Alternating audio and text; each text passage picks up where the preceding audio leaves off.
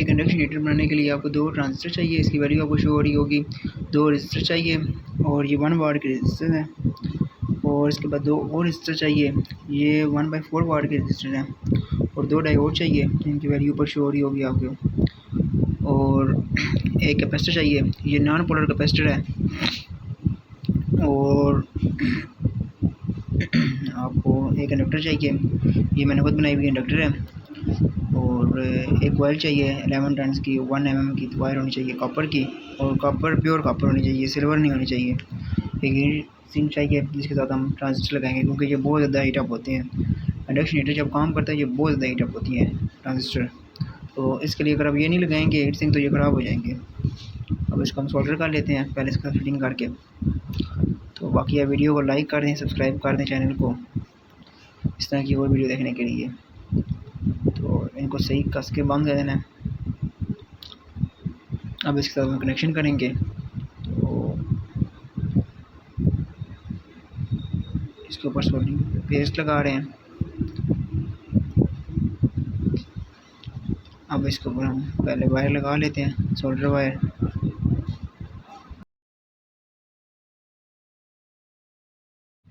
अब हमें एक डायोड लगाना है। अब ये डायोड की आप देख लें किसी काम में हम लगा रहे हैं, तो इसकी सर्किट डायग्राम आपको वीडियो के एंड पर मिल जाएगी। तो बाकी इन वीडियो को एंजॉय करें और देखें।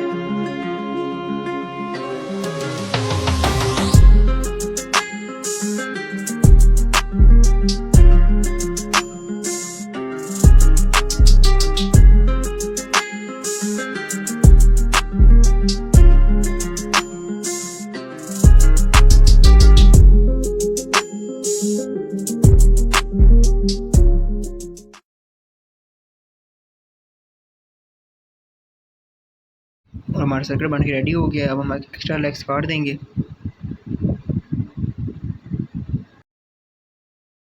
इसकी अब वर्किंग देखते हैं। इसके अंदर हम कोई भी इंस्टेटेड चीज़ डालेंगे तो ये काम नहीं करेगा, उसको हीट नहीं करेगा। जैसे हमारी उंगली है, ये इंस्टेटेड चीज़ है, उसको अब ये हीट नहीं कर रहा।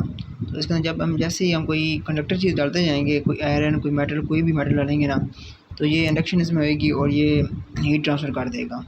तो आप इस वीडियो में देख सकते हैं, ये देखिएगा। लाइट ऑफ कर दी है, आपको अच्छे से नज़र आए तो ये देखिए आप कैसे लाल हो गया है।